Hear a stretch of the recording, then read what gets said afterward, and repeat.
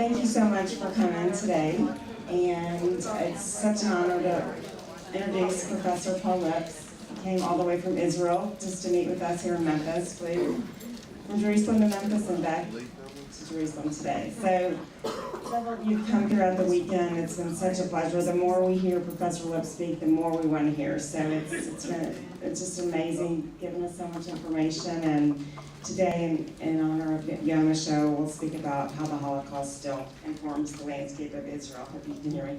Thank you so much to the Borstone Fund for making this all possible, and introduce Professor Paul Liptz. Thank you.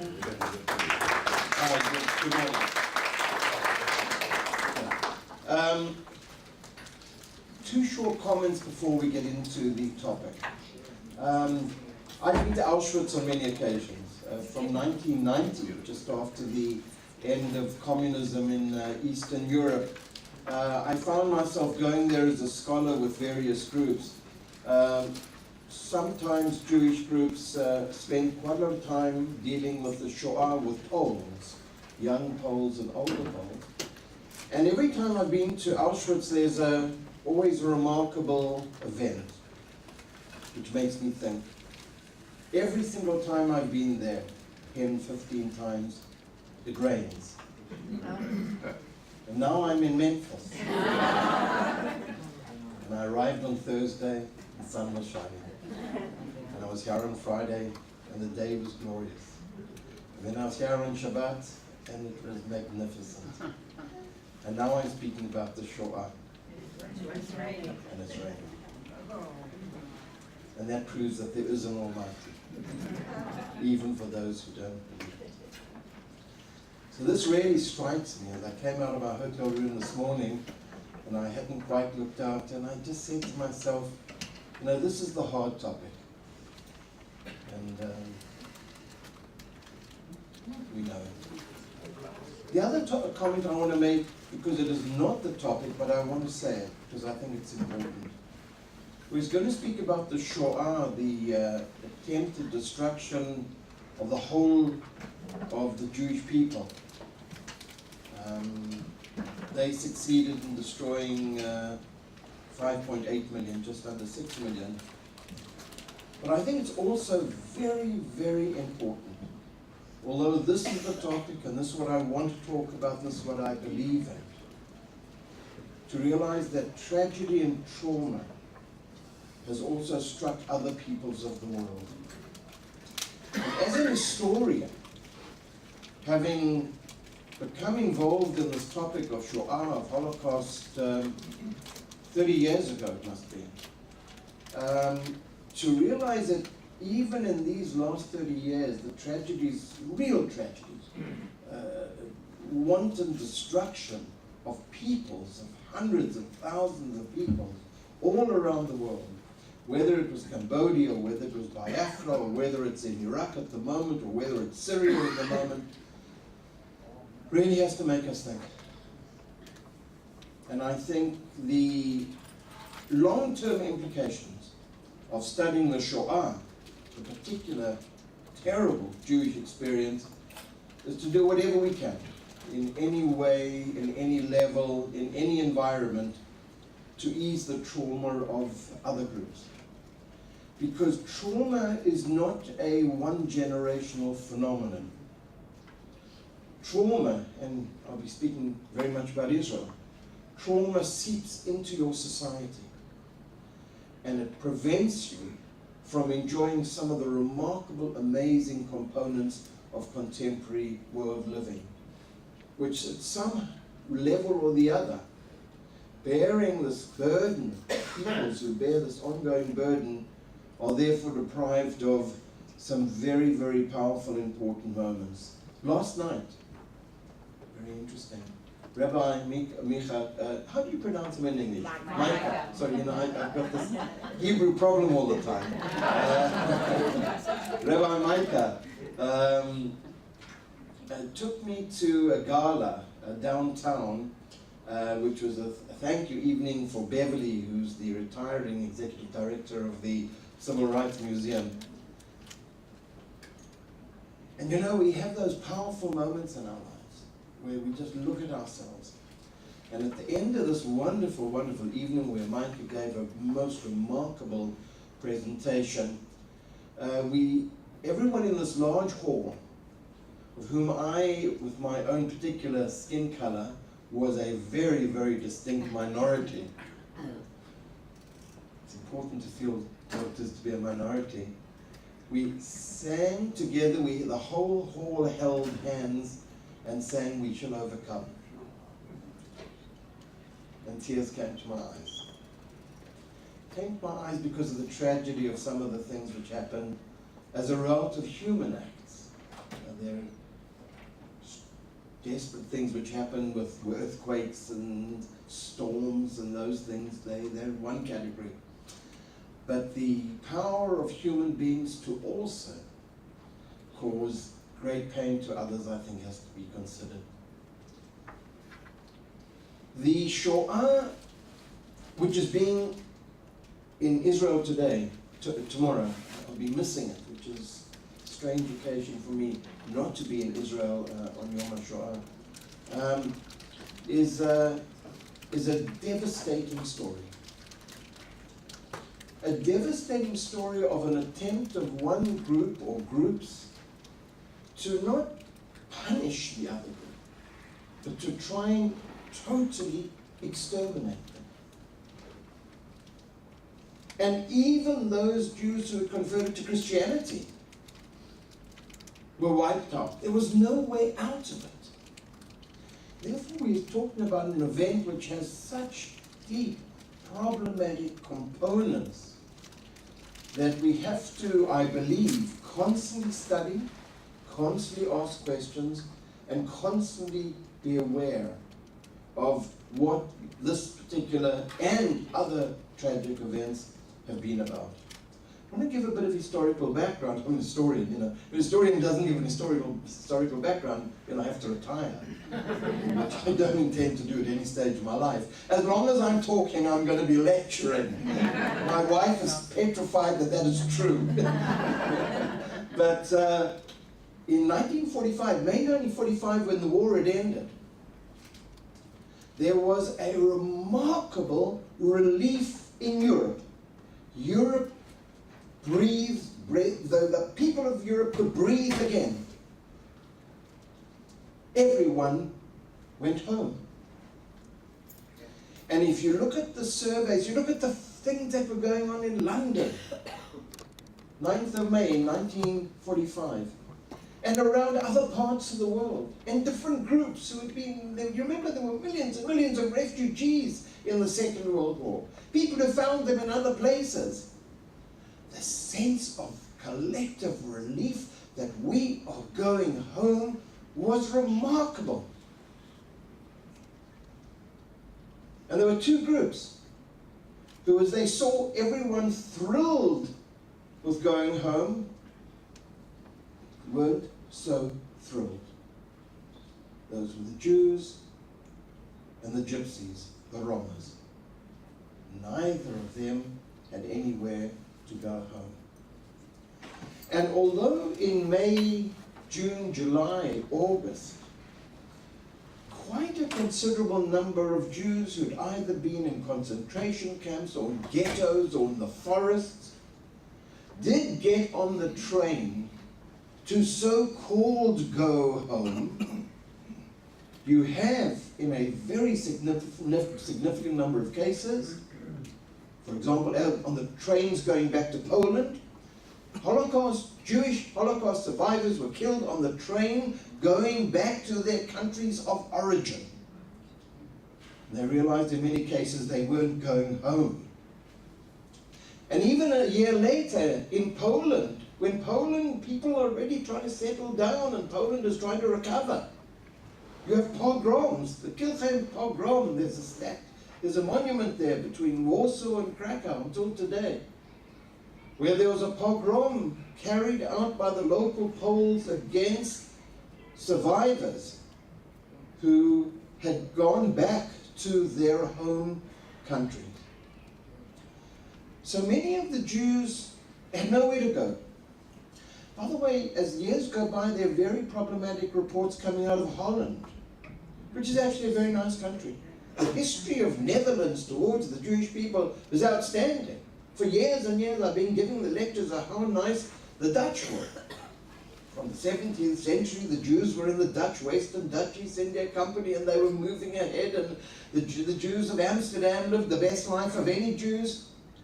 And yet, even in the Netherlands, even in Holland, even in Amsterdam, the Jews went back there and found that they really weren't accepted as integral members, integral participants of the country where they lived, in some cases for many, many generations. So many of the Jews found themselves going to the only place they could, displaced persons camps.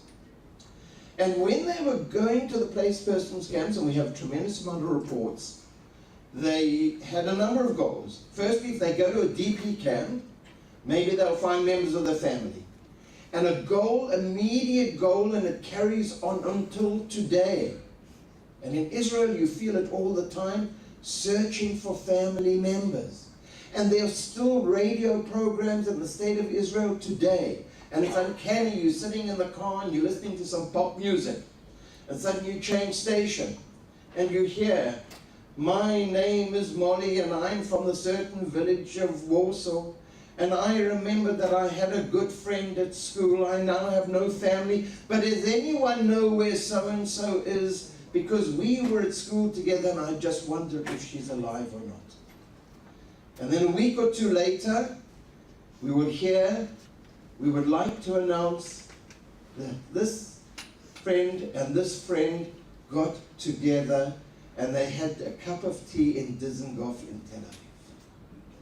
And the search for family and friends has been so powerful, which is why the Yad Vashem program of filling out family forms has been such an unbelievable program. And all the projects which have been carried out, the Spielberg program and many, many others, have tried and in many cases succeeded in bringing people together in the most unbelievable situations. And a month doesn't go by in Israel when there's an article in one of the papers of someone met someone, a cousin, a friend, a brother, a sister, who they didn't know existed until a short time before. The other thing which the people wanted was safety.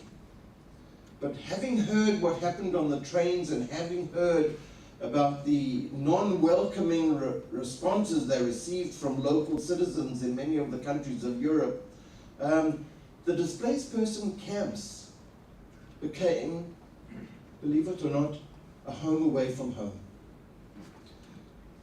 In August 1945, Harry Truman, very important American president, very, very important person. And in Israel, for many years, I used to do my research at the Truman Institute at Mount Scopus. A great honor to study and research in the building named after Harry Truman. Harry Truman sent a law professor, Professor Earl Harrison, to find out what was happening in an American zone, which was the American displaced persons camps. Now, America had a great deal of issues to deal with. Remember, they came into the war late. They had issues in Europe. There were issues in Berlin. There were issues developing in Korea.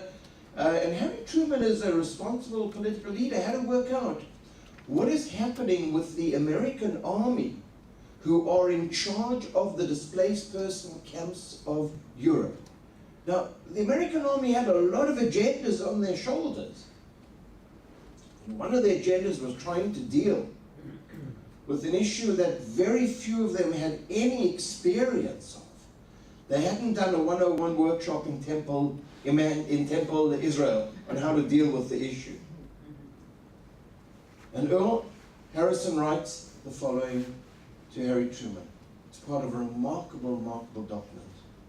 He writes, in August 1945, although some American camp commandants in charge of the DP camps have managed, in spite of the many obvious difficulties, to find clothing of one kind or the other for their charges, many of the displaced persons late in July had no clothing other than their concentration camp garb, a rather hideous striped pajama effect, while others were obliged to wear German SS uniforms. It is questionable which clothing they hate the more. It's a devastating document.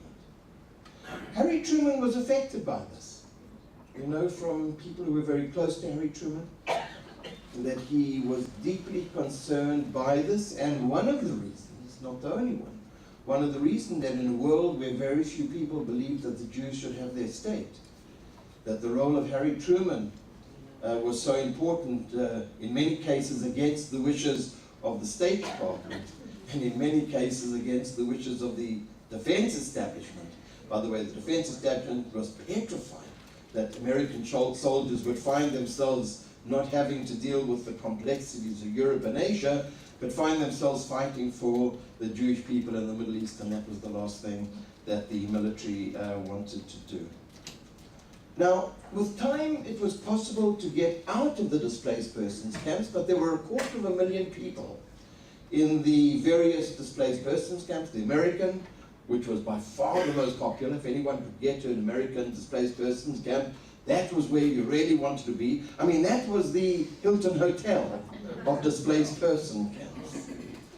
The other was the British, which was okay, but they didn't like the food, which we understand about British food. And then the third one was the Russian one, which if you could get away from it, you really would. And those who didn't get away from it suffered in more ways than one could imagine. Some of them managed to get out of Europe, get on boats. Those famous stories of boats leaving Europe to try and get to what was then Palestine, being caught by the British.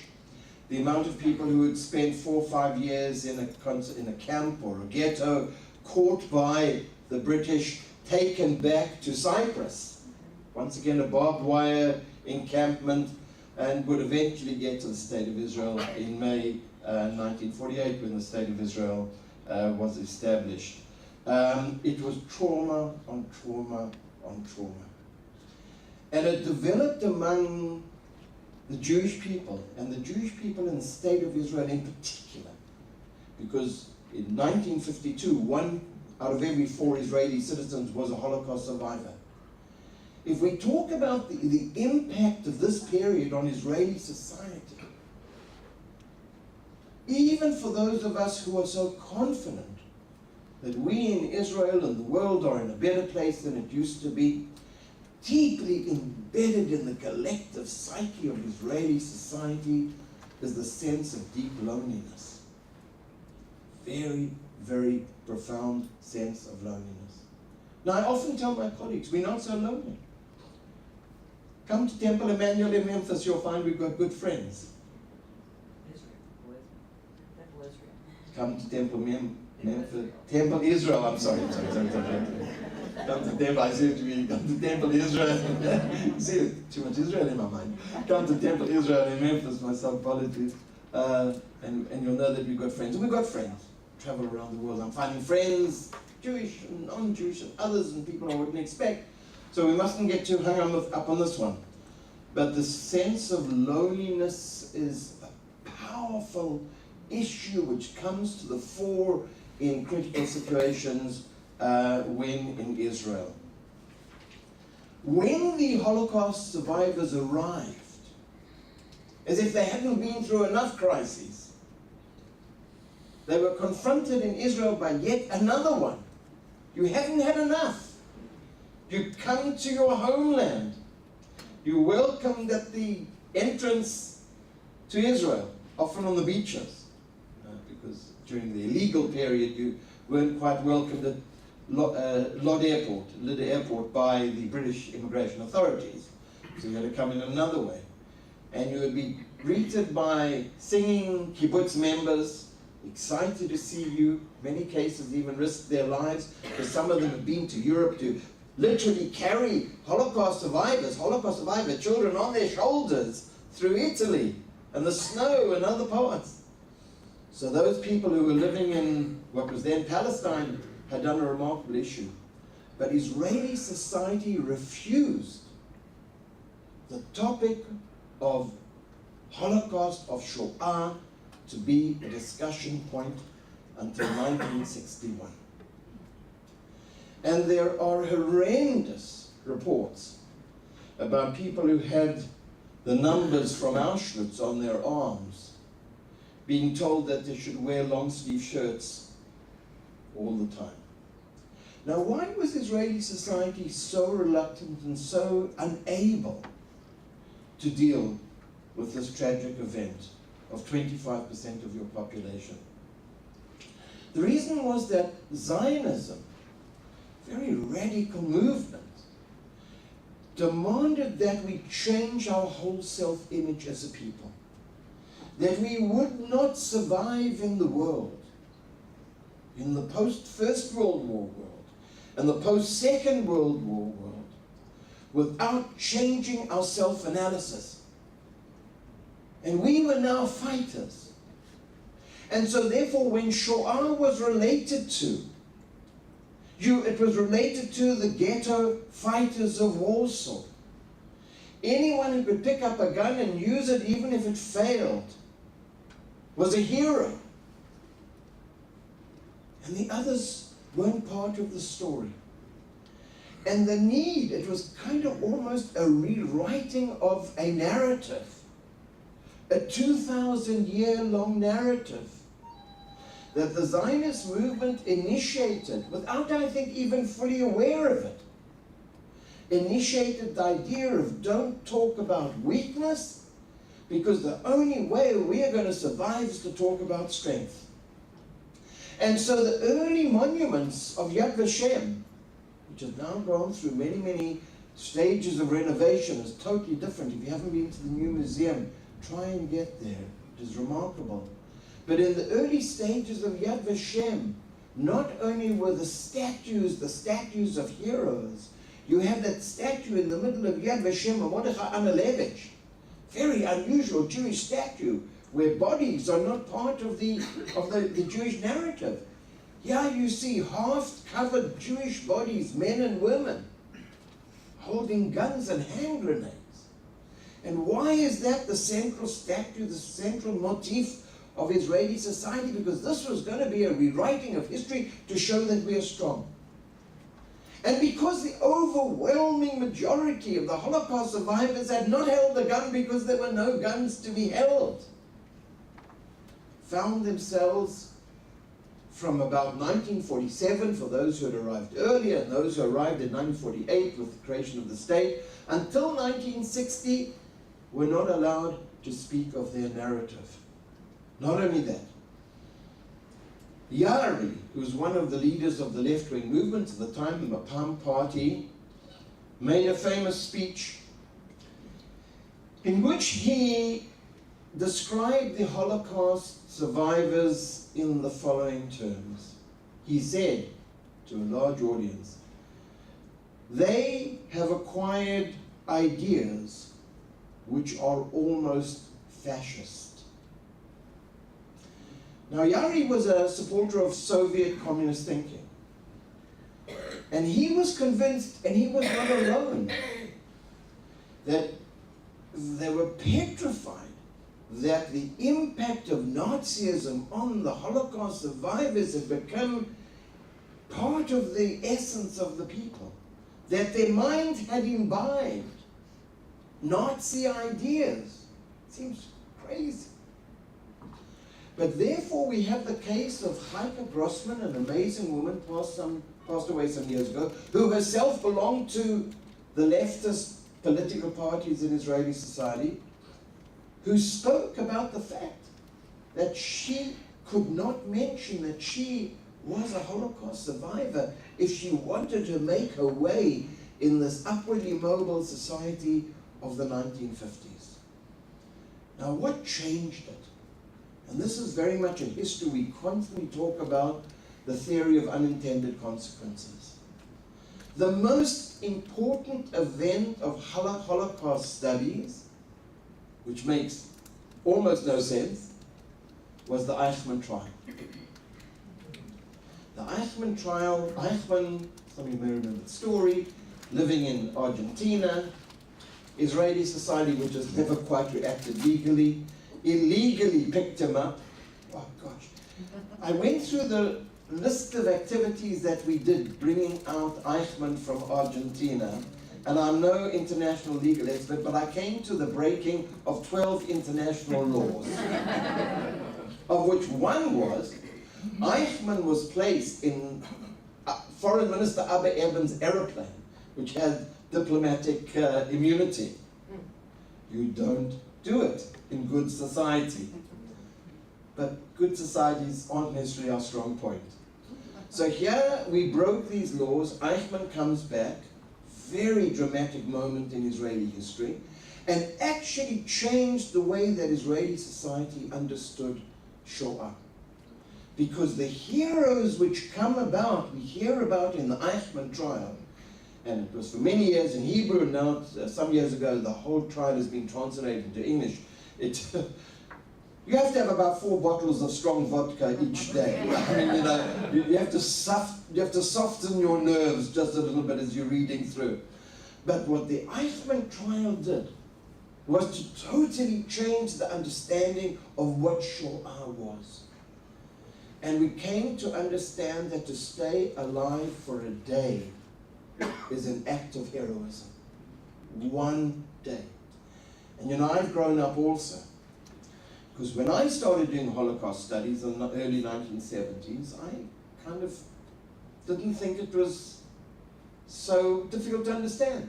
One person was great, another person was not so great.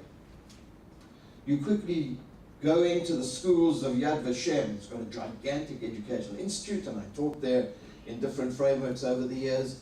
Gosh, I sat with so many, listened to so many Holocaust survivors, Yad Vashem and other places, and I just say, at best I'm a pebble on the earth compared with each and every one of them. Each and every one walks on those sands of history, and they're heroes. And that's what the Eichmann trial actually did for us. There were some other important events which were happening in the early period. Once again, an event which tore Israel apart. And that was the reparations agreement with the West German government. It was so tough. And it reached a stage when the Israeli right wing, realizing that David Ben-Gurion was actually going to receive a very significant amount of money from the West German government, as we still do in Israel, and as new groups of survivors under different definitions are still receiving, and increasingly new groups receiving money from the West German government, there was a split in Israeli society. And even though the state of Israel was now established, there were days when you go through the documents of the 1950s where it looked as there was going to be an internal civil war of Jew against Jew in Israel. And Menachem Begin, very important leader of Israeli society, stood up.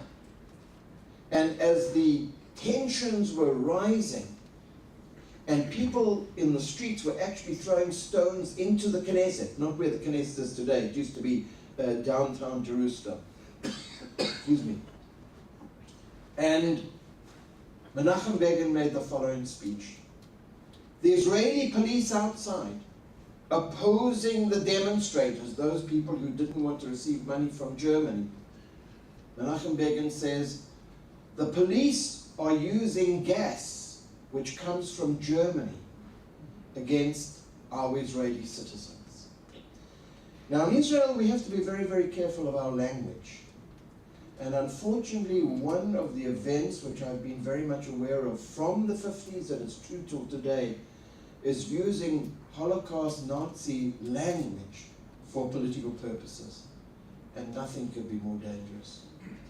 And from that moment of reparations money and the anger, and it eventually passed, largely due to the charismatic personality of David Ben-Gurion, who turned around to the people in one of the tough winters of Israeli society. We don't have too many tough winters, but when we have a tough winter, we know about it. He said, either we accept money from the West German government, whether we like it or not, or we will starve. And Israel accepted money from the West German government. And I personally, as the years gone by, have had some very, very interesting discussions with West German diplomats about this. American organization, American Jewish Committee, brings German bureaucrats to Israel. And I quite often meet them, and it is an amazing discussion with them, when today we discuss how the West German government behaved, much to the anger of many people. But we cannot deny that the money that they gave us and many survivors was of unbelievable importance at a moment of history when there weren't too many other people handing over money. Besides the money, the next stage, and this was somewhat later, this was in the already in the later period of the 50s and early 60s, was Israel needed military arms. And there weren't too many countries out there selling arms to Israel. And Germany gave us military arms. And that wasn't such an easy thing either. But you know, we have to be pragmatic in the world. And survival is the most important challenge. And every now and again, although we can go to sleep with great pain, if we can wake up in the morning, then the pain of the night is okay. Because we're up in the morning to carry on building and to carry on doing what we have to do. Israel spent a great deal of time memorializing. And the question is, how do we remember? What do we remember? So Yad Vashem went through a number of stages. In 1953, Yom HaShoah was already declared as a major Israeli holiday. It's even become more powerful as years go by, interestingly enough. I found that if I want a good coffee, fortunately I've got a coffee machine at home now, my last big investment. But before I had that and I wanted to have a coffee machine on the streets of Jerusalem, on Yom HaShoah you could go to your local cafe and sit down there and meet someone. You can't today. It's a more solemn day, interestingly, than it was maybe 10 or 15 years ago. So the Knesset passed the Yad Vashem laws. The legislation and the direction, I think, was very sensible, one of which was gathering material. Because it was realized even in the 1950s that a day would come when the verbal reports of Holocaust survivors would be less and less. And it was very important to try and collect material. So a major project has been developed, of which, by the way, the demise of the former Soviet Union has been particularly useful, because the post-communist governments have allowed Israeli researchers to go into their archives and photocopy and send material back to the State of Israel. And now Yad Vashem as an archival center is unbelievable, because we live in a totally different world. Material is shared between libraries. You know, if you may well know, go to the Holocaust Memorial Museum in Washington, and you speak to the people there, and they speak about tremendous connection between the various institutions. And now in Warsaw, there's the final stage of a development of the Holocaust Memorial Museum in Warsaw. It's quite an amazing building. And just to speak about museums for a moment, which in the case of Warsaw, a significant amount of the financial assistance has come from the Warsaw municipality and the Polish government. Besides large Jewish philanthropists, some of whom in particular come from the West Coast. But going back to the Israeli museums, Yad Vashem was set up, Yad Mordechai was set up, and Lochamei HaGetaot. Three very important museums, each looking at particular components. Now, by the time we get to the 1960s, we kind of think Holocaust issues are kind of worked out. Let's move on. Then came an event which I experienced myself, and that was the Six-Day War.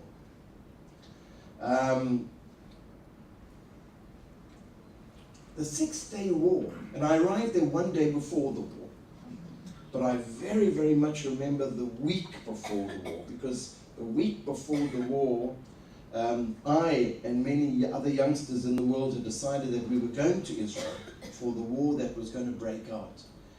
And so not only was I personally aware of the period, but a tremendous amount of studies which have been done since indicated that to many Israelis, as well as those of us who were outside Israel at that time, the returning memories of Holocaust came back. Israel was 19 years old, but a very weak 19-year-old country. The world around Israel was once against us. A week before the Holocaust, it seemed that Israel had absolutely no friends. And only a few days before the outbreak of the Six-Day War did the image change. But the image was very important. Israel was told before 1967, before the Six-Day War, that it was not allowed to carry out a preemptive strike. And Abu Eben, who had been in France, and he'd been in Britain, and been in the United States, brought back this message, and we felt very, very vulnerable. There is an amazing book which has been written in Israel about kibbutz members. It's called Siach Lochamim in English. The English is soldiers, kibbutz members speak about the Six-Day War. And what is the main theme of the Six-Day War? Was that this was a return of the Holocaust experience. Now, someone listening to me from outer Mars say, what are you talking about? You've got a country, you've got an army, you've got a navy, you've got a budget. You're comparing this to the Holocaust? But this is in a sense to show you how deeply embedded these issues are. And I do remember arriving in Israel on Sunday from the aeroplane from Johannesburg, South Africa. We arrived at 9 a.m. in the morning. And even in the short 24 hours that I was there before the outbreak of the Six-Day War, speaking to people, and we had guides with us, and people were trying to help us, and you see the trenches being dug, and the windows all around the country with this paper, the sticky stuff on it, so it won't shatter, and you're getting your instructions of what to do when the war breaks out. You know, the feeling that this was a return to an historical event, although it should have felt so different, was very, very similar. So that shows, and it was a very good learning moment for Israeli history, where Israelis had sometimes looked at some of the Holocaust survivors and asked that impossible and ludicrous question, why didn't you do more? After the Six-Day War of 1967, you could no longer ask that question. Because even us, with all that we had in the 19-year-old state, we realized that we couldn't do more. We won the war. For some people it was a miracle. For other people it was because we had good soldiers. For other people at the other side weren't good soldiers. It doesn't really matter what the analysis is. But the reality, the feeling, was unbelievably powerful. The Six-Day War made me decide that I would never leave Israel. Because I'd already done some Holocaust studies. And I had to live in my life. And it's not the only route. Not the only route. But I had to satisfy myself. Because we live with ourselves, as we all know, 24 hours a day. Quite a long time we live with ourselves. Sometimes wondered if it wasn't a better way of organizing the human being. Couldn't we leave ourselves every now and again? 3 or 4 hours a day. Let me not be me. I mean, that would be so much nicer.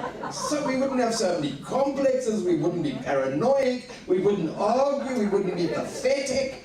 But it doesn't seem to happen.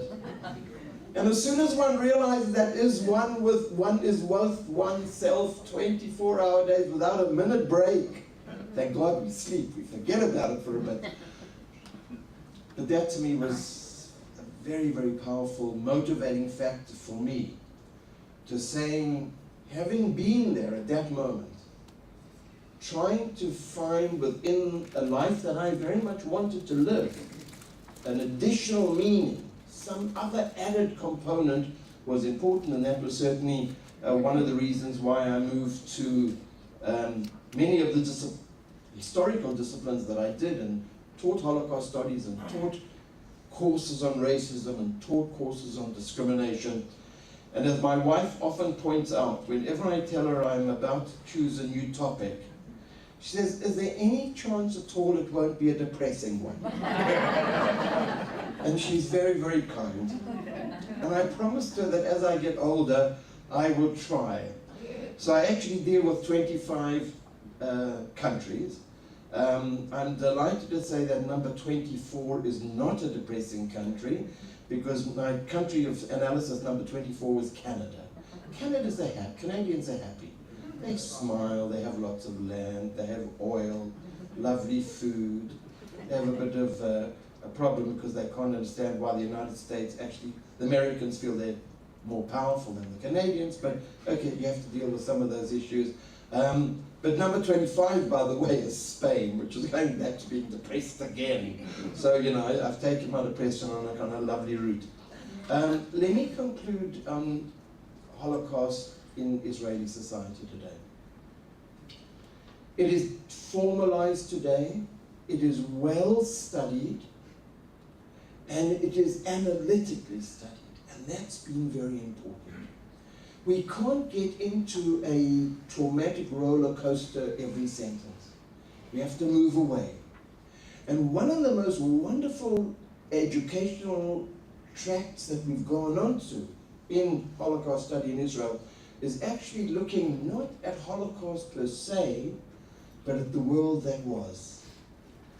And the studies which are being done now, and been going on for 20 years now, of life, Jewish life, between the two world wars, have been very, very important. They've helped us.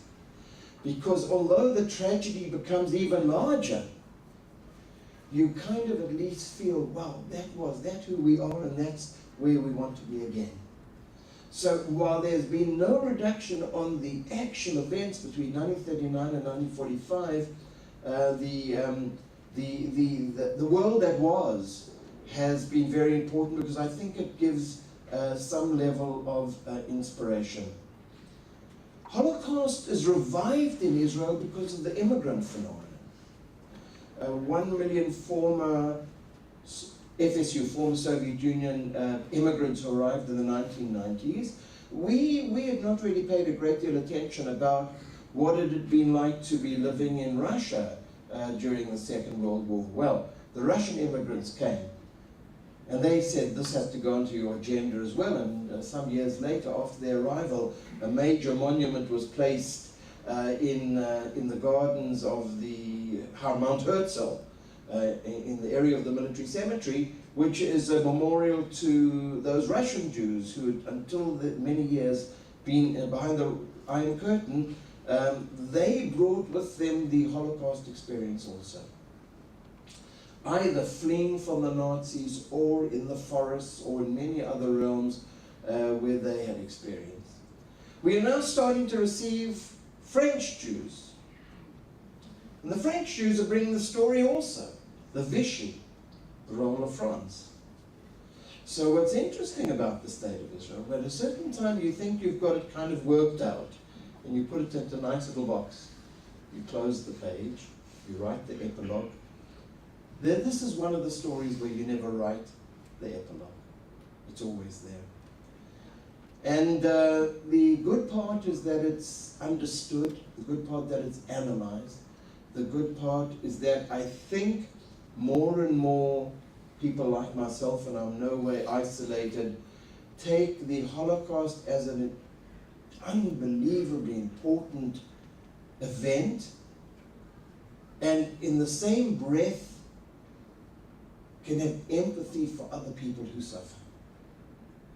And I think that is our maturing society which we have in Israel.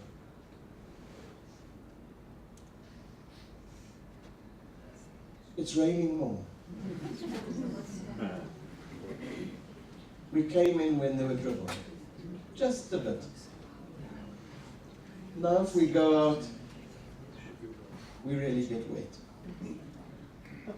But that's okay, because the car isn't too far away, and we have an umbrella, and we're in the great United States. So let the rain rain, let the tears of the heavens remind us what today is, and let tomorrow be good for us in this room, for us in the city, for us in this country, and for us in this world. Thank you very much.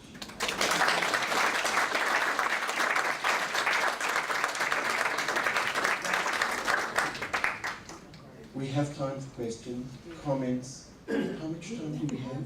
Quarter to 11. Quarter of 11. Okay, thank you. Professor, Please. Yeah, sorry, just we'll take care and then the gentleman off. What happened, what's the latest on what we know of what happened to Raoul Wallenberg?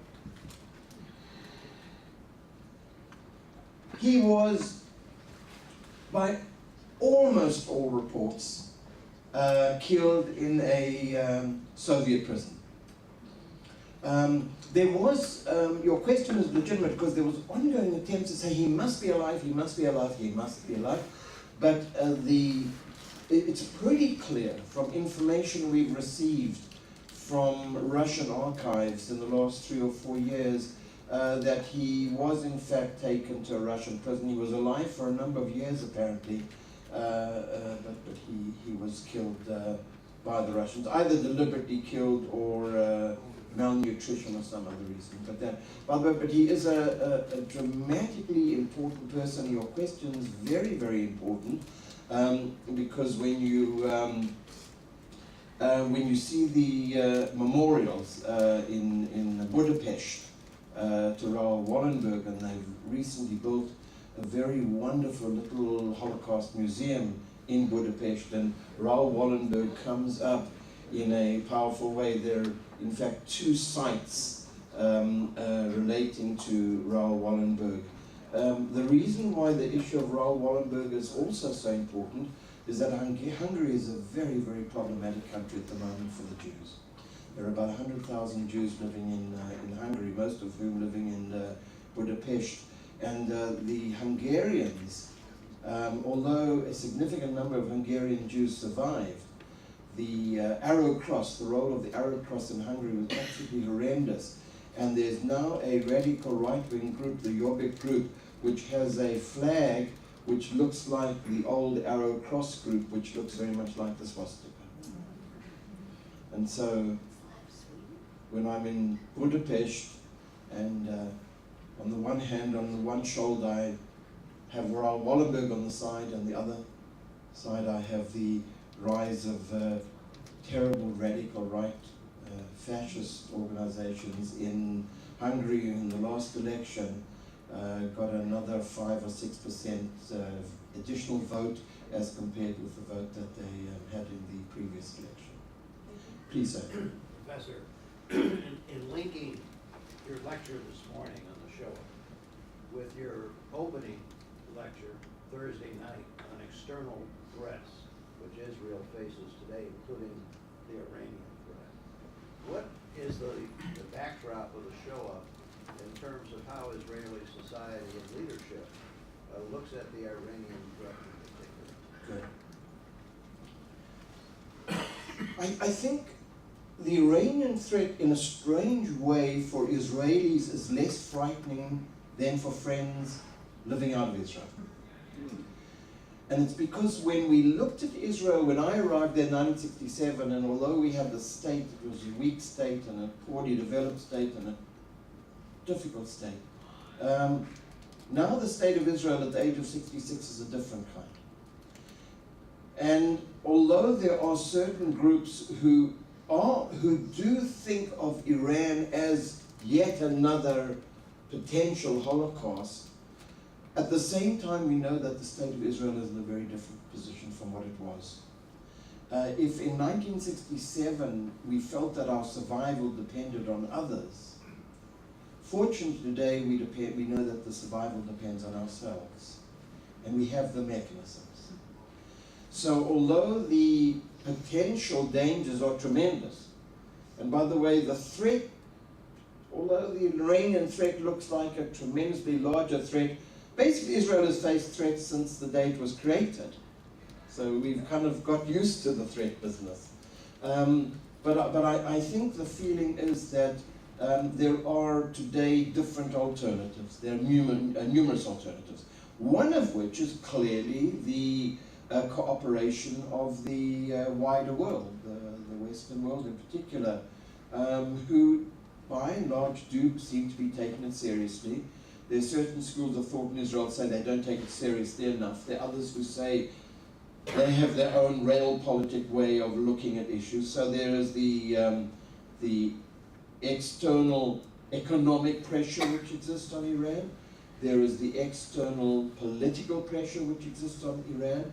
There is the dynamic which I mentioned on Thursday night of the divisions within Iranian society, which I myself have felt in meetings with Iranians in Europe, that the position of the government is not the position of the mainstream mainstream Iranian society, which is very sophisticated, middle class, and realizes that it takes two to tango, and you start something and you might end off worse, and Iranians are understanding of it. And then from the Israeli side, today we have a very, very significant number of alternatives, of which one is low-level threat, where I mentioned on Thursday night, and I say it as a strategic policy. When a scientist, a senior nuclear scientist in Iran on his motorbike happens to fall off and die, it's a clear message. And I think in the world that we're in today, we have to try not to escalate things, but rather the opposite. We have to pass very clear messages, which Israel is doing in many kind of frameworks, in the hope that a real military intervention by Israel or by the rest of the world will not be necessary.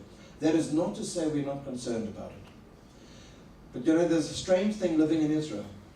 We're a country of multiple top priorities.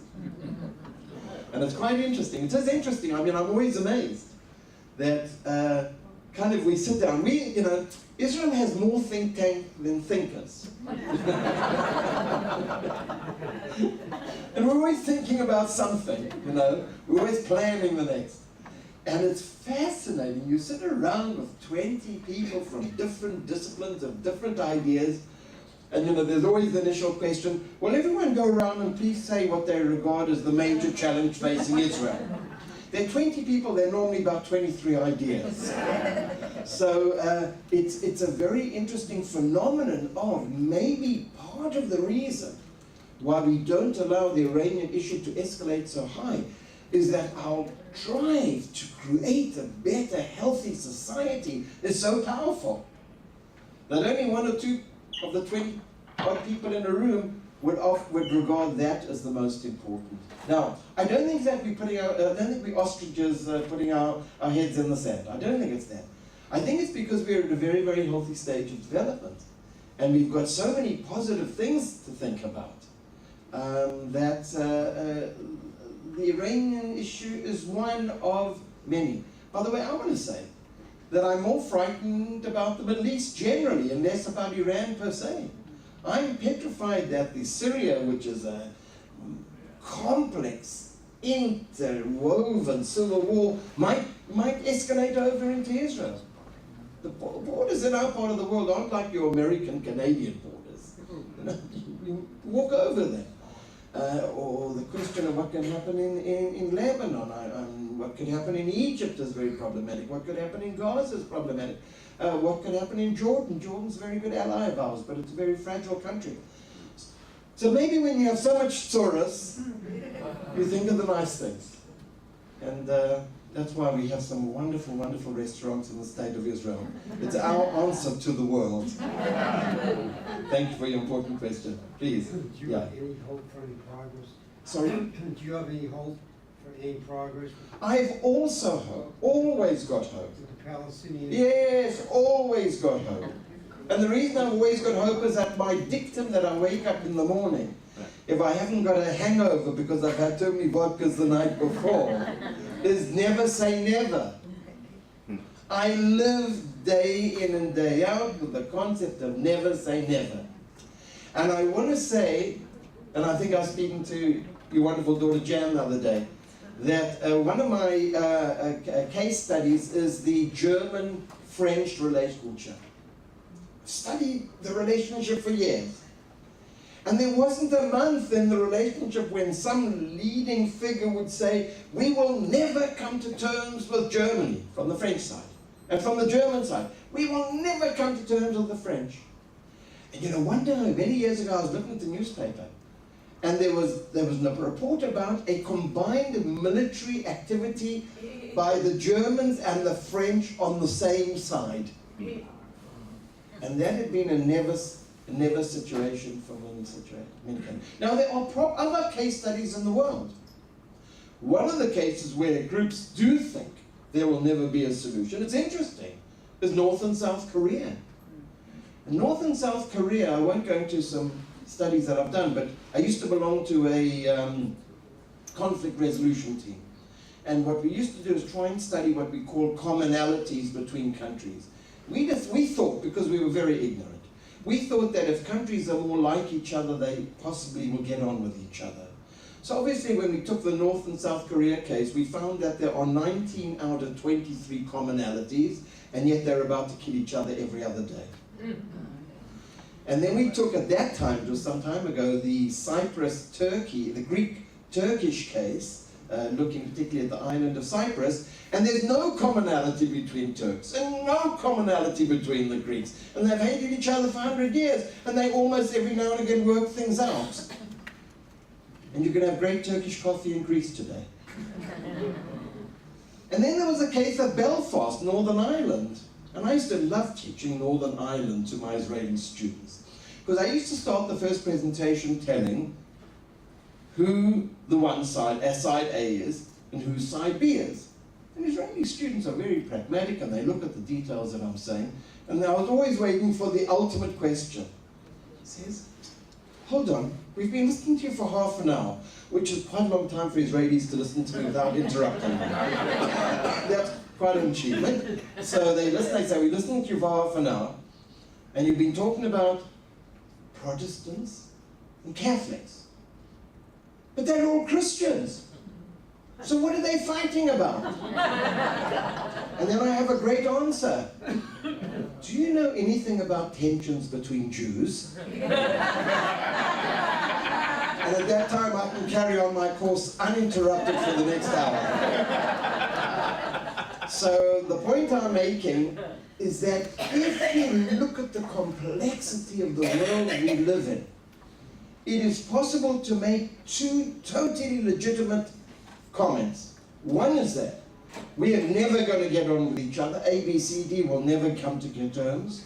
And by the way, many Israelis say we will never have peace with the Arabs. And on the other hand, there's a totally different school of thought. And you've got as many groups on that side who will tell you case after case after case in history where at the particular moment you're talking about, no one could possibly ever imagine it will get better, and it's actually got better.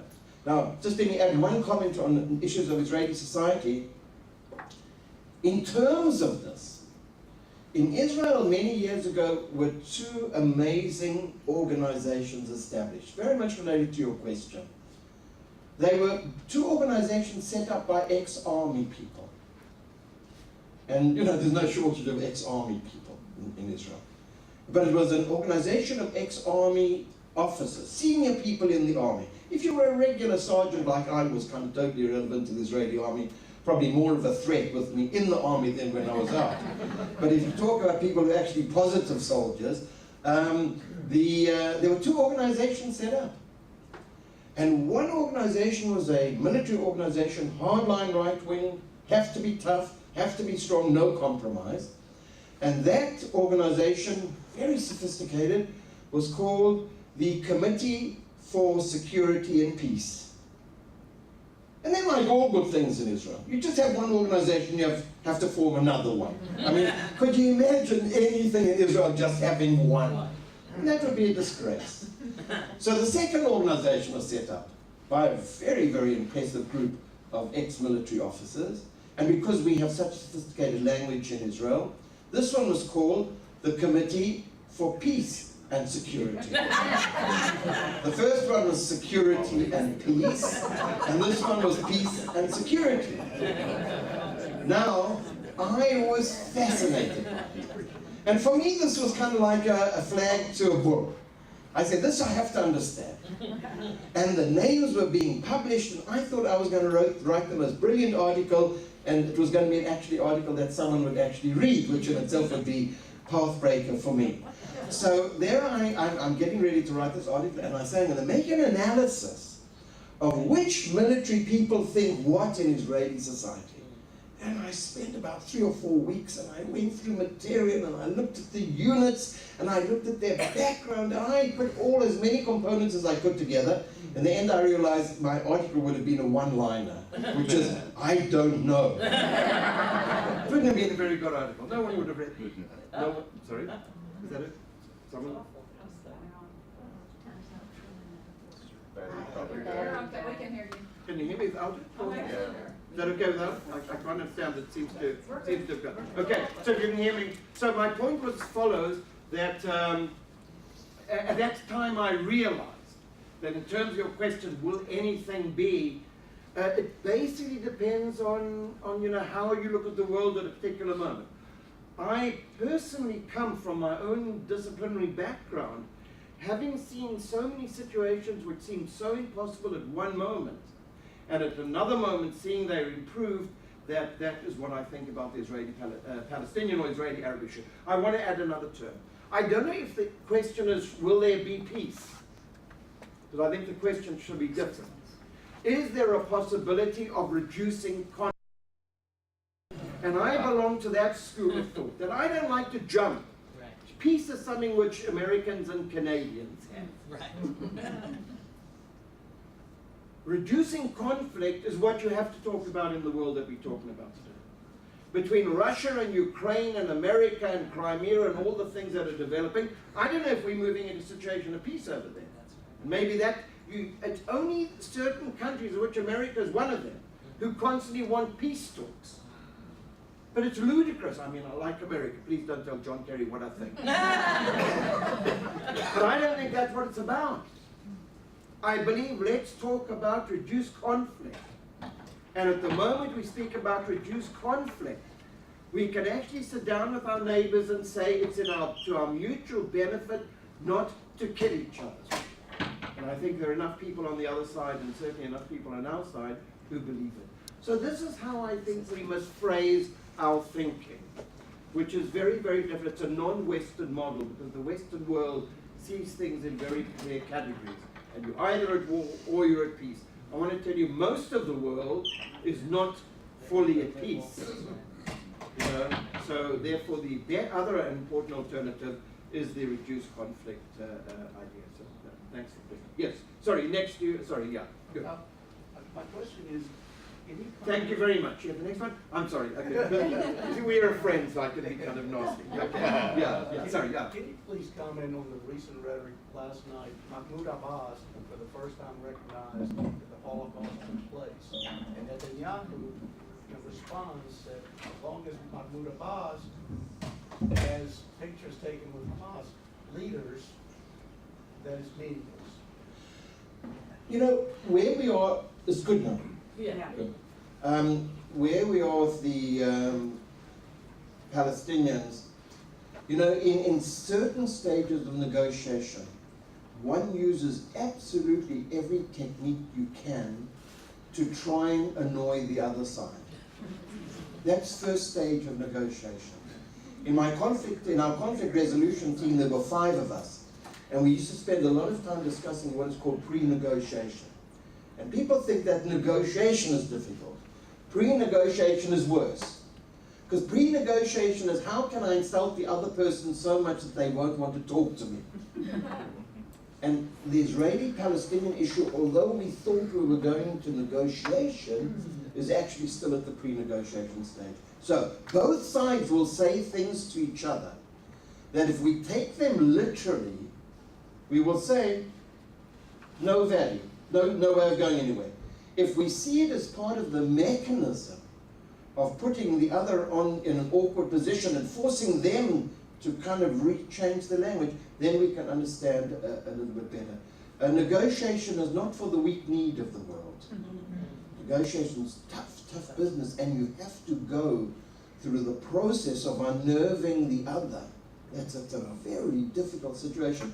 By the way, we know about labor relations, people who deal labor lawyers and people like that. You know, you deal with moments of, gosh, what are you doing? And this isn't going to happen, and you promised, and then you went back on your word, and all these kind of things. But if that is labor negotiations, you can imagine how much more so when you're speaking about issue of sovereignty. So that's what I would say. And I mentioned the other evening that, you know, a number of people have asked me what I think is happening between Palestinians and Israel and Palestinians. And to be honest, I actually do believe we don't yet know that, you know, and a comment today has to be seen in the context of maybe what it means in a month's time. Now, I know in America that's strange because you comment today, you want to answer, and tomorrow you go and play golf. But if the weather improves. So that's why it kind of works, different regions have to work on the negotiating process in different ways. By the way, that's what's going on between Russia and Ukraine at the moment. We don't really know what's going on at the moment, but gosh, we know that the stakes are high. And the difficulty for any observer, and that's where the State Department finds it so difficult legitimately, because you can't work out where are the words tied to action, or where are actions without words. It's a tough process. Please, sir. Yes. So there was a 15 or 16-year delay between the end of World War II and when Israel started to really reflect on the Holocaust. My question is, so in 25, 30 years, it's going to be 100 years since the Holocaust. Any predictions as to how I 4 think, generations later it's remembered? I think it's now kind of, it's formalized. It's formalized, it's been recognized, it's been documented. The same as you have the Spielberg programs around here. Israel has, you know, the amount of interviews and movies and plays and books and poems and visits to Poland and all those other things we have. I mean, I can't tell exactly in 100 years, but I must say that the people who want to ensure that collective memory persists have probably done as good a job as they could ever do. It's on all levels, on government level, it's individual level, it's on survivor level, it's on children of survivor level. We don't find that there's any kind of let's try and forget stuff. It's not that. It's hard to know exactly how long that remains. Sometimes memory is very powerful. We remember the expulsion of the Jews of Spain from 1492, which kind of says you can get memory working for a long time if you want to. We remember the destruction of the temple. Can you just imagine? We're getting married, great time, let's be happy. Both sides, the in-laws are talking to each other, it might not be true next week. Everyone's kind of absolutely delighted. And then you're crushing the glass to remember the destruction of the temple. So, you know, there are societies which want to develop mechanisms of memory apparently can do it. And I think there are enough cases with historical groups that as long as we remain an historical group, that Holocaust will be remembered. It will be reformed, but I think it will be remembered. Please, just maybe Jan is the last question, is that okay? We've received royal authority. Professor, thank you for an unbelievable, inspiring, wonderful weekend, and please come back for many more times. Your talk, when you said about being pragmatic, you know, every day we wake up, what difference, you know, can we make? And then getting into the negotiations of trying to resolve conflict. By the way, I've been married to a labor lawyer for 47 years. So you know what it's about. I think I know about that. And, but. I want to invite you out for a coffee then. And, but when you want to do that, and all that Israel is asking for from the Palestinians and from, you know, all the you know, to try to bring peace, and you get into the terrorist group, et cetera, is one thing, you know, whether it's in that hard line of pre-negotiations or what we know publicly, just recognize the state of Israel. Yeah. And even Prime Minister Netanyahu has said, and I heard him recently, in the last few months, that if they could do that, and he went into a whole new presentation of what Israel could do for the Palestinians with all that we're developing, and et cetera, et cetera, et cetera. That's, to me, pragmatic. Good. So, and I think that, you know, the idea of putting the pressure on Israel, you know, to be equal with that, you know, refutes that whole. Let me say something about the Palestinians. Studied the Palestinians, spent time with them. The Palestinians are the most tragic people that I know. Among other reasons, there's almost no other people which have screwed it up on their own so often. Really. I constantly say, 1947 they could have had a state. Terrible. But I can't spend my time telling the Palestinians that they constantly screw up things. It isn't part of changing opinion. So what do I have to do? I'm not a government person. I'm not a political person. I'm not a military person. All I am is a person who's trying to make my wife happy that I'm going to talk about some optimistic things also. But what I have to do in my life with the Palestinians is actually work with them on one-to-one levels, which I do. Sit with them and say to them, there has to be another way. And they can spend 10 minutes telling me they don't like Netanyahu, and I can say, okay. And I can spend 20 minutes telling them I don't like Abbas, and another 3.5 hours speaking I don't like Hamas. But when push comes to shove, we're going to have to always work out other mechanisms. When you're in conflict with the group, the other side is a group by definition which doesn't understand you. And you don't understand them. That's what conflict is. I mean, I don't know if there are any divorce lawyers here, or divorce psychologists here. When a couple is in a crisis, you would kind of listen to the two sides. I speak a lot with psychologists, by the way, because I'm trying to get some of the psychological background to understand some of the stuff that I'm trying to do. And they tell me it's amazing. If the one wouldn't just say all the time, why can't you put your slippers on your side and not on my side? And I won't be gender insensitive. Why can't you put down the toilet seat every time? If only you did that, it would be okay. And for years later, they're still somewhere problem. That is what happens between countries. And that is what's happening with us and the Palestinians. You know, there are levels of agreement between significant sections on both sides. And therefore, this is a tragedy. This is a tragedy. And you know, you can either, there are many ways of doing it. One with is what you correctly say. You say, you know, let's understand what's happening.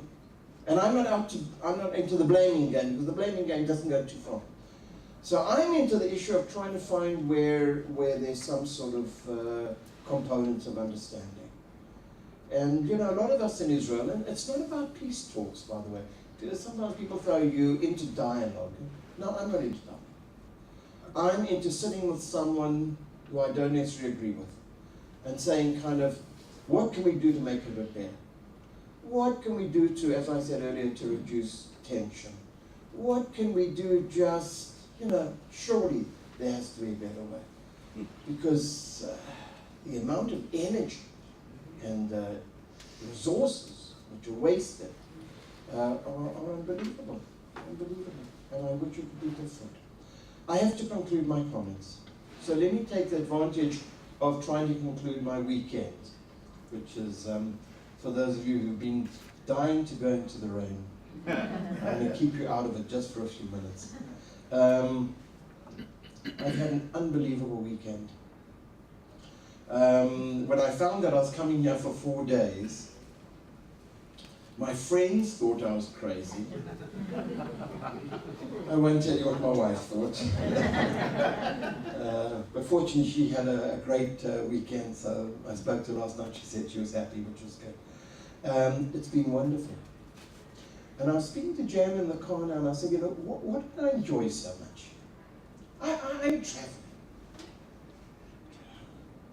Somewhere, all the time. In Europe, it's very quickly because it's a 4 or 5 hour trip, and I can go on a Friday and I get back on Sunday evening, and no one knows I've been away, almost. You're good people. You're good, caring people. I've had altogether 6 sessions, different frameworks, and in not one of the sessions did I walk out with the feeling that I'd been with people who just didn't want to come and listen and learn and think and ask good questions. So, how does one say thanks? You know, I want to thank you. It's been a truly, truly remarkable week. And when I land in Israel on 4 o'clock on Monday, my other life starts. And it's busy. But I've learned something very important about memory. And that is when you have really good experiences, you have to have a mental snapshot which you can carry with you for a long time. Because a week from now or 2 weeks from now, and it might be in a different situation, a different environment, and things might not feel so good and warm and friendly as I do now. But I take with me from these few days such warm, emotive snapshots that all I can say is Toda. Thank you.